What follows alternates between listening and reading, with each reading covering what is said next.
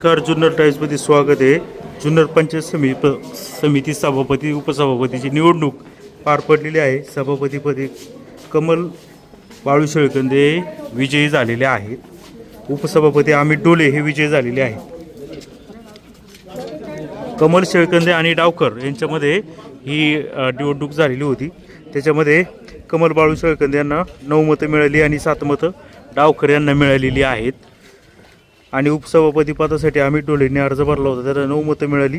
संजय वराडी यांनी अर्ज भरला होता, त्यांना 7 मतं मिळालेली आहेत.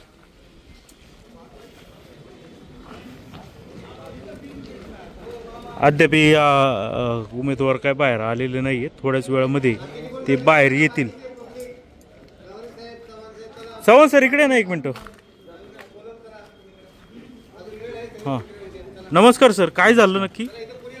सभापती पदासाठी कमलताई शेळकंदे आणि डावखर असे उमेदवार होते. त्यापैकी कमलताई शेळकंदे यांना 9 मते आणि डावखर यांना 7 मते मिळालेली आहेत. त्यामुळे कमलताई शेळकंदे या विजयी झालेले आहेत. अच्छा.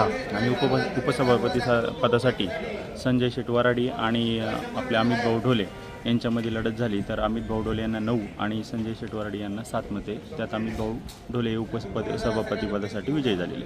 बरं, मग आता अजूनही काही उमेदवार बाहेर आलेले नाही, काय नक्की प्रोसेस सुरू आहे? आतमध्ये सभा त्यांची संपलेली आहे. त्यांचा प्रशासनाच्या वतीने सत्कार होईल आणि त्यानंतर मग ते बाहेर येतील. ओके, ठीक आहे. धन्यवाद सर.